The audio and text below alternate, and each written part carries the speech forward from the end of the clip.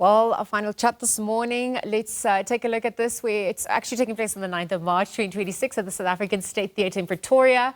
Portraits of Power, powerful cultural and educational platform that honors the leadership, the resilience, the global influence of women who have shaped societies. And through their collaborative storytelling portraits, students and diplomatic missions, they'll celebrate women's leadership whilst fostering cultural exchange, mentorship, and strengthened international ties. For more on this, we're actually going to be joined by the project manager for Charlotte Mannya Maxeke Institute, Kimberly Nkuku. Kimberly, good morning. Thanks for your time. Thank you for having me. Happy International Women's Day as well. Happy International Women's Wrapping Day. up this final chat with us, but obviously the work continues. And the conceptualization of this, the importance of having this, tell us a little bit more about how this all came to be, the impact you're hoping it's going to have. Yes. So basically, as an institute, we work in historicizing women's stories. Yes. So we saw that in our us trying to find the story of Charlotte Maxeke, it was hard. There was a lot of adversities, there was a lot of trials and tribulations, a lot of payments that needed to be made for Charlotte Maxeke's history, basically. So what we wanted to do is basically own those stories. And when we were also looking for other women as well, we saw that it's the same as Charlotte Maxeke. We had to go find these stories. So we are trying to make sure that we are able to storytell, but also using art. Yeah, and cultural diplomacy, which I like. So, I mean, there's 10 students that paired with 10 embassies. They represent 10 women as well. Tell us about that concept and fostering that.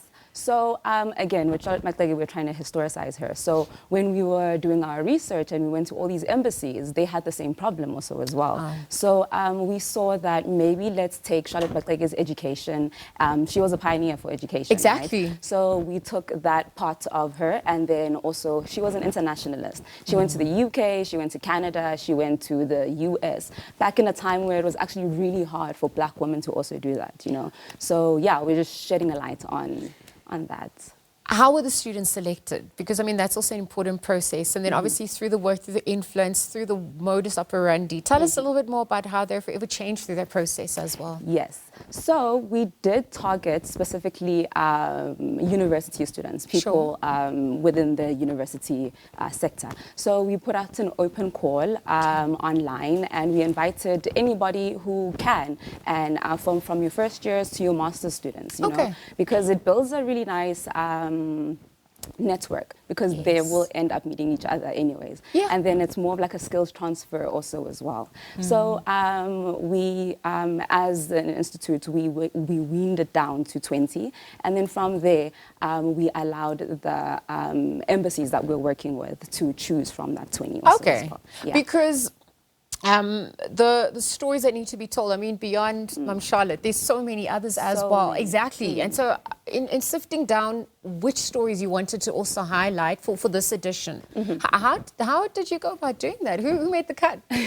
So when we were going to these institutes, these embassies, we told the story of Charlotte Maxeke, because that's what we aim to do, mainly preserve her legacy. But then we were like, okay, maybe let's not keep it to Charlotte. Because there are amazing women like Charlotte in those countries also as well. So we allowed them to, you know, choose a woman in their country to honor like Charlotte.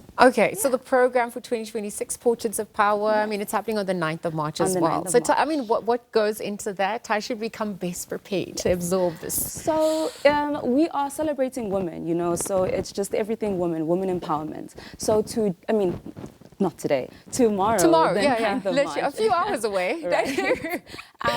It's more of like a launch. So we are pairing and the students with the embassies, and then they'll work together for 6 months. And then on the 7th of August, our Women's Month, that's when now the students and the ambassadors also as well are able to now exhibit these beautiful artworks that they were working on this entire year, you know. It's preserving our history. It's adding to our cultural identity as well. This is part of that social cohesion nation building project as well.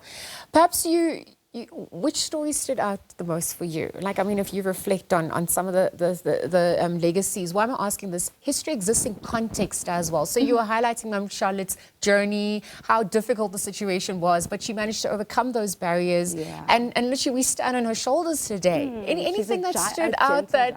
A gentle giant. Yes. Anything that stands out for you? What did you learn through that archival process? Oh, wow. Okay. I want to tell you which women stood out the most, but like, I don't want to spoil the surprise, you know? But I can say that there are so many gentle giants out here, so many feminine giants whose stories are more than what they are known for. Like, for example, Charlotte Maxeke, again, she was an internationalist. Yes. She was a woman of religion. She was a wife. She was a mother, you know, but we know her as the first black woman to graduate, you know, with a BSc degree, you know. Yeah. So what we're trying to do is tell more than what they are known for, because women are multifaceted, you know, we are extraordinary. So we want to make sure that that comes alive through portraiture, through image, through storytelling. Yeah, so, I mean, it's so amazing with her. Like, science is something that we're obviously trying to pursue, and we're looking at where the world is going. It's just to show that the way back then, you know, she was able to encompass that tool that was needed. Yeah. And even if we look at the challenges that you would have had to overcome, I mean, you spoke about how difficult it was to access some of that information. But realistically, on the ground, when you're trying to research, we're trying to speak to people, get that, what were the biggest barriers you had to overcome? How are you going to simplify that process for those who come after then? Digitize it, maybe? Yeah. Okay. So in what we do in historicizing, we do work with a couple of companies. For example, PPS for Professionals is an insurance company that works with graduates. One of the items that we do is called the Forgotten Graduates series. This also encompasses Charlotte Maxeke as a graduate also as well. One of the forgotten graduates of South Africa, right? But then what they did, because they're able to have, you know, the money to do it, you know, in honoring Charlotte Maxeke as well as other graduates, they digitized their stories and made it accessible for people to be able to, you know, research about them. Because, for example, in the images of Charlotte Maxeke, it's more of like your black and white pictures. So what they were able to do is bring it alive again. You know? Oh my gosh. We were able to now see the kind of dress that she wore on her graduation day. It was white, but in the picture you only see like a maybe it could have been yellow. Who knows? Exactly. But then they were able to bring it out alive and make it there for us, like a tangible thing that we can go and research. And they made it so much easier for us to be able to do that. All you have to do is just type www.something, and then you are able to access that. So that's what we are also trying to make sure that we make this history very accessible, because as Charlotte Maxeke said, if you shall rise, bring someone with you. So that is what we are trying to do, making sure that we are bringing others. Also and you're redefining what power actually means, right, through this. So what does it come to mean for you now? You spoke about how Mom Charlotte Maxeke was a gentle soul, but her strength was that she was gentle. How would you come to redefine what power looks like for you through these stories, at least, ahead of the event tomorrow?